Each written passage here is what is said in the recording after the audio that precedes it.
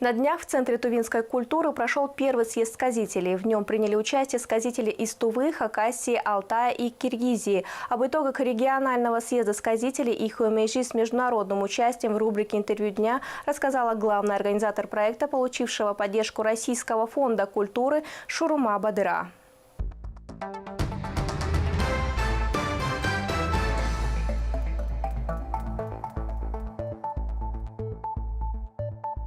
Здравствуйте, Шурума Григорьевна. Расскажите, пожалуйста, о съезде сказителей Хюмейжи.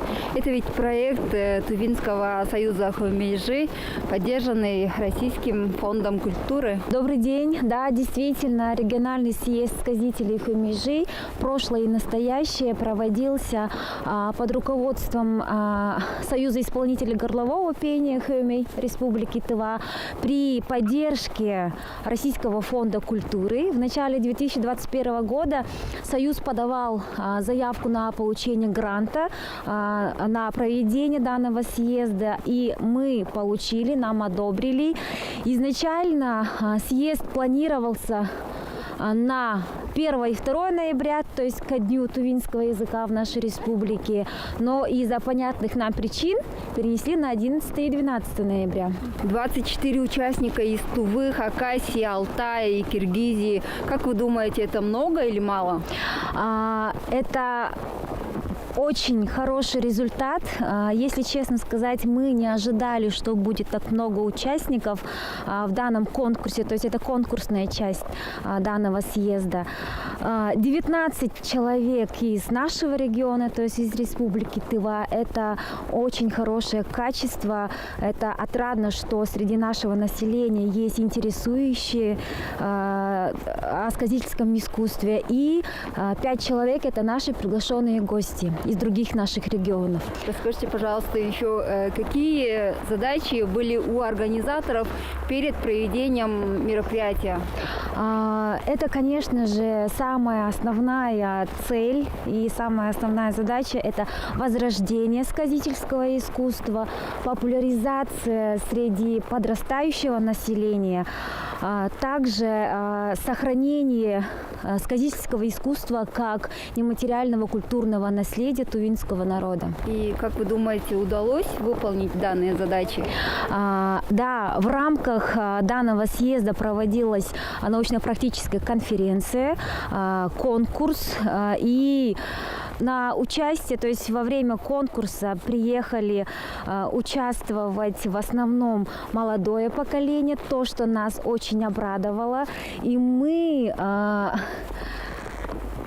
очень уверены, что в будущем есть второе дыхание, что в будущем наше молодое поколение продолжит данное искусство наших предков.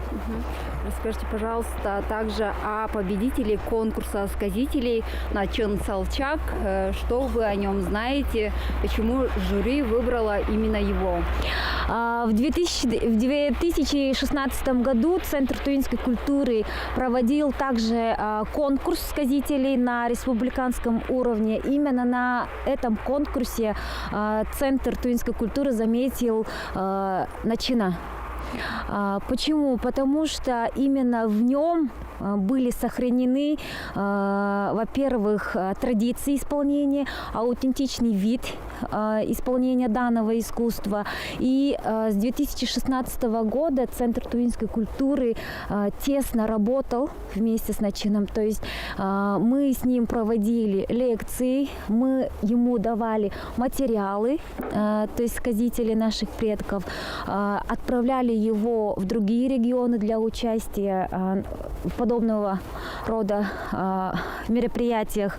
И Салчак Начын и в этом году, в этом съезде поразил своими способностями, своим потенциалом, что именно у него сохранился наш эпос тувинского народа. И поэтому это заметили и другие члены жюри, которые были приглашены из других наших регионов. Какие решения были приняты по итогам обсуждений научно-практической конференции?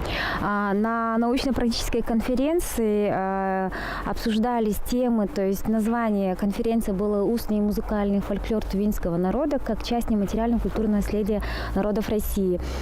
И, конечно же, были приняты решения дальше популяризировать сказительское искусство, проводить мероприятия, конкурсы. И в целом общим решением было принято создание законопроекта о сохранении носителей, хранителей тувинского фольклора. Также Центром тувинской культуры совместно с Союзом Хоймежи в дальнейшем будем разрабатывать индивидуальные программы и программы для кружковых занятий, чтобы дальше это все передавалось нашему молодому поколению. То есть как горловое пение они будут приходить на отдельные индивидуальные занятия, получать мастер-классы по сказительскому искусству. Как говорится, есть 3 составляющих в сказительском искусстве. Это первое – дар сказителя толчу, второе – это сохранение традиционного исполнения текстов, и третье – это, конечно же, слушатель. То есть 3 этих составляющих, они вместе тесно связаны. По поводу законопроекта тоже расскажите, пожалуйста. Законопроект о сохранении хранителей, носителей тувинского фольклора. То есть будем разрабатывать, чтобы это было внесено именно в законопроект, чтобы оно охранялось именно законом, рассматривалось дальше, и чтобы дальше сказители, статус сказителя повышался именно потому, что в сказителе есть, именно в нем существует дух народа. И благодаря ему дальше будет у нас духовное развитие нашего народа. Какие планы есть у Центра тувинской культуры в дальнейшем по развитию сказительства? После завершения данного съезда, конечно, мы всем коллективам, членами Союза, вместе с нашими критиками обсуждали, что дальше и как будет дальше жить данный проект, то есть сказители и эпос, и пришли к выводу, что будем дальше продолжать, то есть Центром тувинской культуры планируется проведение отдельного такого вечера сказительства. Допустим, мы будем организовывать вечер сказительства, будем объявлять такого-то числа, такое-то героическое сказание исполняет, допустим, обладатель гран-при с 1-го съезда сказителей и Хоймежи. И так дальше постепенно будем внедрять программы, планы в дошкольные образовательные учреждения и совместно будем работать с Министерством образования, чтобы это все было включено в школьную программу именно нашего региона. Когда еще будет проводиться подобный съезд? В ближайшее время мы дальше будем работать именно по популяризации данного вида искусства. И буквально тоже, наверное, через 2-3 года, наверное, тоже как будет возможность, мы обязательно будем проводить данный съезд, потому что от населения также и от участников, и от приглашенных гостей мы получили только положительные эмоции. Спасибо за ответ, Шурма Григорьевна. Вам спасибо, благодарю. До свидания. До свидания.